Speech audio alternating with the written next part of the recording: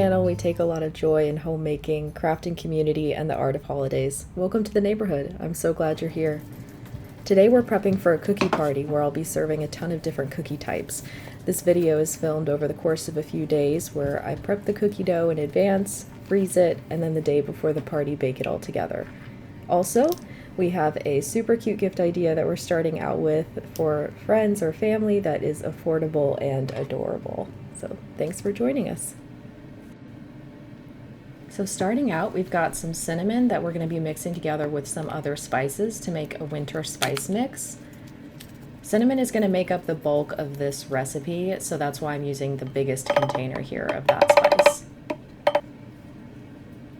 Next, we've got some star anise powder.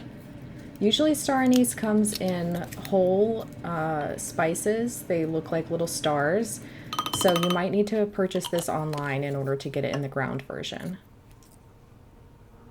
We've also got some nutmeg. I was going to add some cardamom too, but it didn't deliver in time, so there's no cardamom in this recipe, but that would be another great addition. Next, we've got allspice.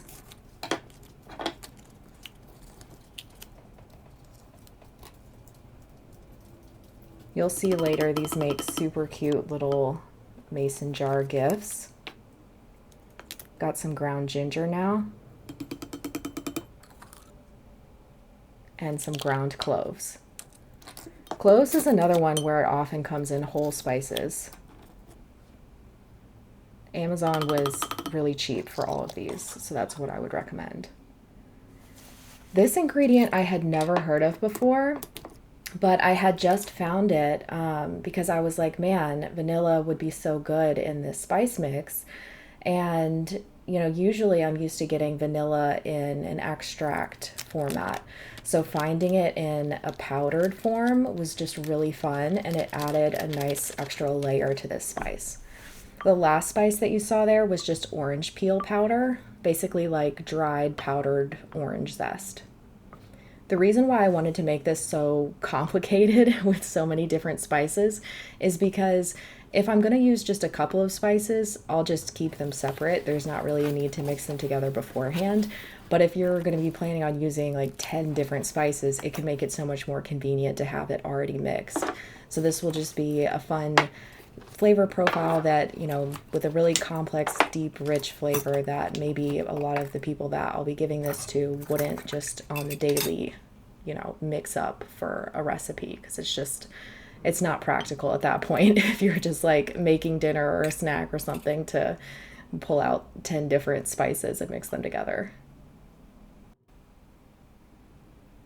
Even after filling up about a dozen of these little mason jars, I still had a bunch of spice left over.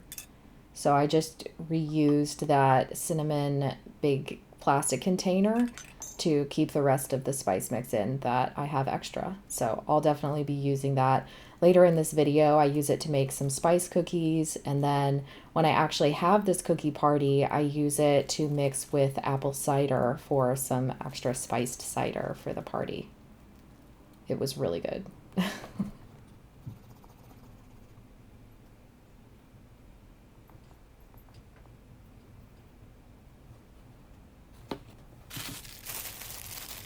And then also on Amazon, I found these super cute little fabric squares.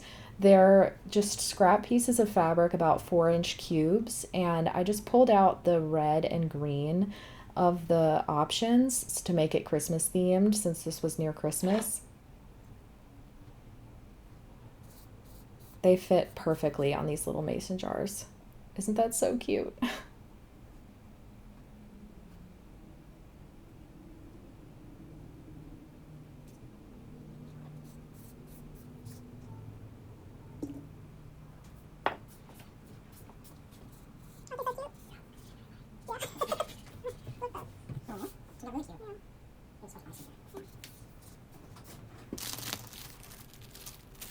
These little jars also came with labels, so I filled them out and tried to stick them on the glass, but unfortunately they did not stick very well. I think maybe they were intended to be stuck on the metal lids, so they didn't really work. I just ended up taking them off, but they were cute. Hi there, welcome to my kitchen. Today I'm going to be making some cookie dough in advance for a cookie party that I have later this month. And then when I'm done making it, I'm going to wrap it up in cellophane wrap and then put it in a Ziploc bag to put it in the freezer, so it'll be good for a few weeks. I have just made some gifts out of spice mix. And I have a lot of spice mix left over. It's like a Christmas mix for my friends. And so I'm gonna use that in baking the cookies today. So thanks for joining me and welcome to my kitchen.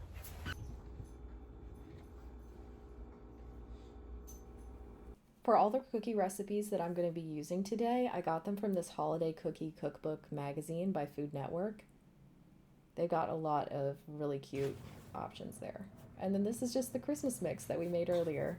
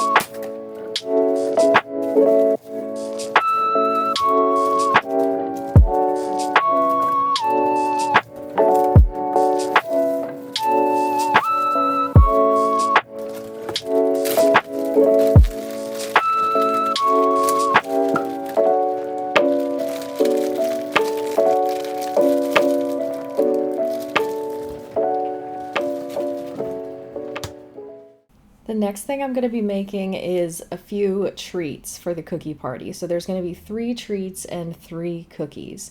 This first one is an Oreo ball. It's so good, so easy. Literally all you need are 3 ingredients: Oreos, a meltable chocolate, and then cream cheese, and that's it. You'll start out by taking out the Oreos from the package and putting them in a Ziploc so that you can crush them.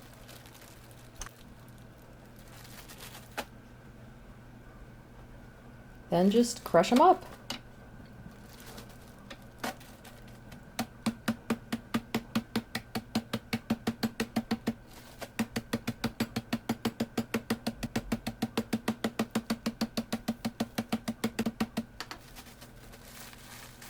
Once you've got it to the texture that you like, you can stop. It's really just up to you how small the pieces that you want. Next, we're going to be mixing those Oreo pieces with the cream cheese, and that's going to give us the inner mixture for the Oreo balls. If your cream cheese is softened, that makes the mixing a lot easier. You can even do it by hand if it's softened, but I don't have time for that, so an electric mixer it is. These Oreo balls are so good. They taste like little chocolate truffles, and they're so easy to make. This whole recipe probably took me about 10 minutes in real time. Just don't eat the dough, no matter how tempted you may be. Or at least not all of it. Now when the mixture is done mixing, it's going to be a little bit too soft to start forming into balls. So first you're going to want to chill it until it's firm enough that you can handle it a little bit more easily. So this is the chilled batter. I'm just going to scrape it down from the sides And then I'm using about a tablespoon measure to make these little balls. And then before I melt the chocolate and dip them in the chocolate, I'm also just going to refrigerate the balls again so that they can firm up. Actually, I think I stuck these in the freezer. As firm as you can get them, as fast as you can get them is best, because then you can go ahead and dip them in the chocolate and they'll stay together without falling apart into the chocolate. Now this is totally optional, but I took a lot of these soft puff peppermints and crushed them up as a little topping. The recipe that I was using also suggested putting peppermint extract into the chocolate, but I couldn't find any, so I just chilled and opened some peppermint candies for a while. Just a little activity to do while you're watching TV or something else. It kind of feels like knitting while watching TV. Just to have your hands busy.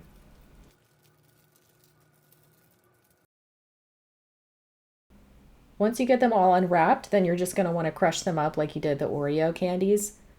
This took a while. It was a lot more difficult to crush up these peppermint candies than the Oreos, which they are soft peppermint candies, so I thought that it would be easier, but no, it took a while. I think the end result texture of these candies is going to be a lot better than if I had used a hard peppermint, because sometimes when you use the hard peppermint, even if you break it up small, it can still kind of stick in people's teeth as they're chewing whatever it's topped on. But with these soft ones, it was just a really nice topping texture. So the next thing that we're going to do is just dip the balls into the chocolate. Here you can see what it looks like when it's done. And then I also just dipped them into the peppermint candies.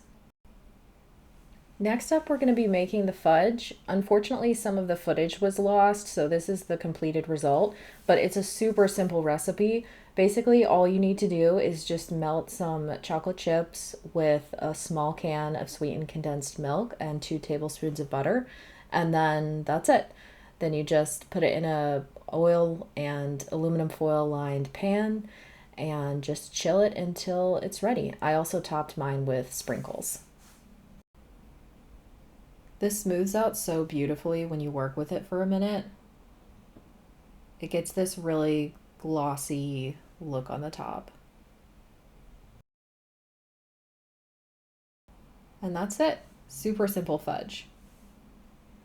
Okay, the last candy recipe that we're going to be doing today is going to be Christmas crack. This was my first time making this recipe as well, but it was delicious.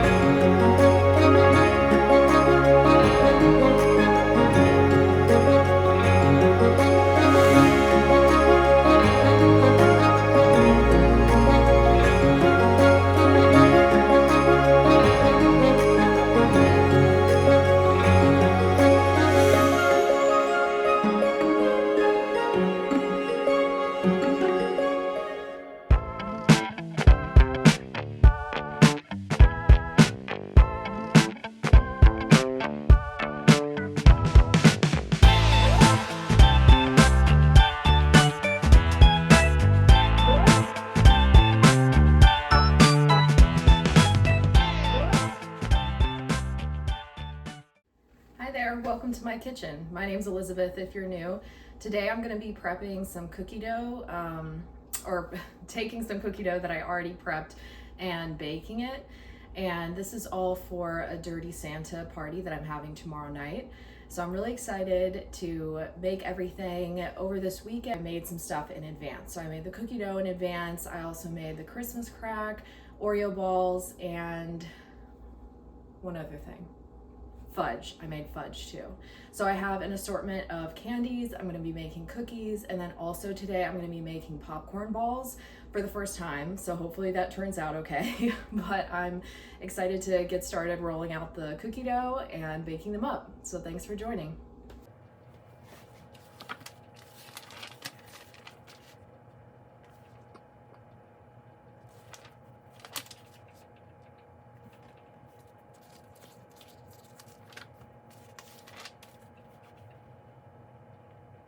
Okay, so the first cookie recipe that we're going to be working on in the book that I'm using, which is the Food Network Holiday Cookie Cookbook magazine, they're called Almond Spice Stars, but I don't think I'm going to make all of them into star shapes, and I don't think I'm going to press almonds into them.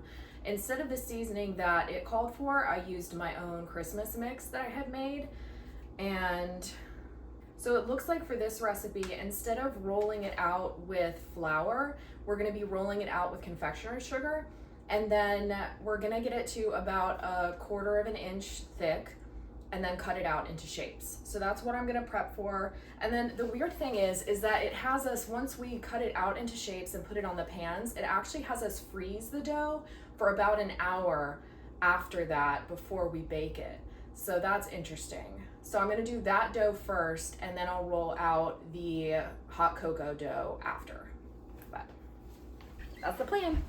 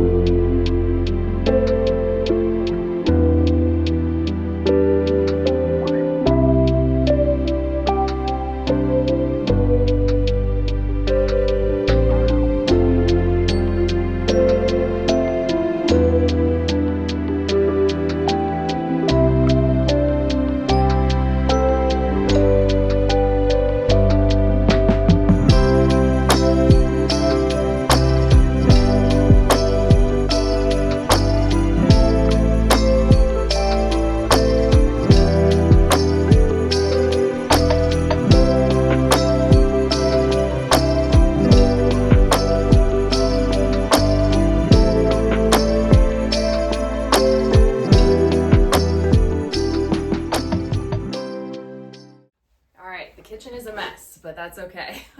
Our last cookie of the day is going to be the key lime crackle cookie. Come forward so you can see it. This is also from the Holiday Cookie Magazine cookbook by Food Network. So I'm going to make that, and part of the reason why I'm making it is because it kind of looks like a Grinch cookie. I saw some ideas for recipes online that were like a mint green cookie, that were a crackle cookie, and it seems like a cool idea, but I think I'm going to like the key lime flavor better than mint. So I'm excited to make these. And it's the last cookie of the day, so we're almost done.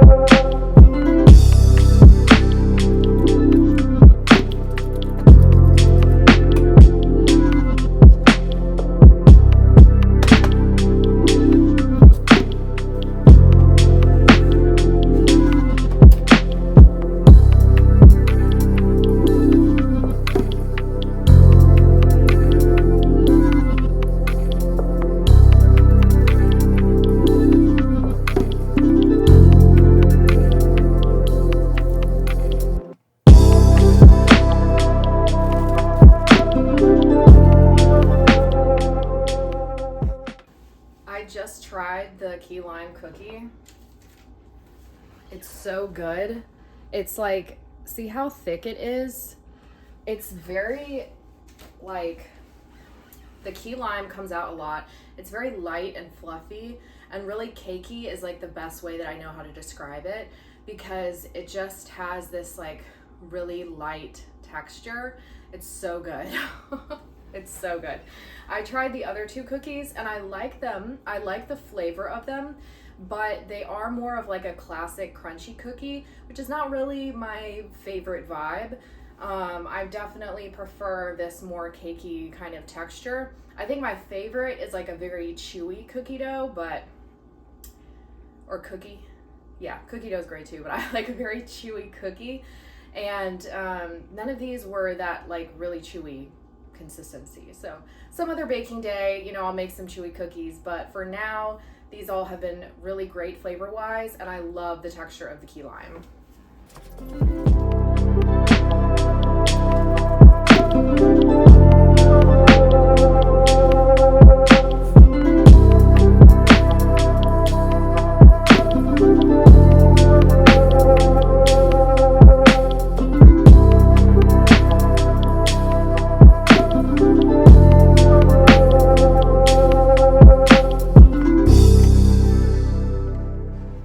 Thanks for hanging out with me, prepping this cookie party up. This is just a look at what the cookie party looked like all brought together. I have a drink station over in the kitchen with some different flavors, and the spice mix is here for apple cider. Then on the table we have those little gifts that I made for party favors, and then all of the treats that we made, all 6 of them. Oreo balls, fudge, spice cookies, Christmas crack, Grinch, key lime cookies, and the hot cocoa sandwich cookies. So it was a lot, but definitely worth it. Thanks for joining me today. I'm so glad you could come. Always remember that you deserve a home with love and joy. I'll see you around.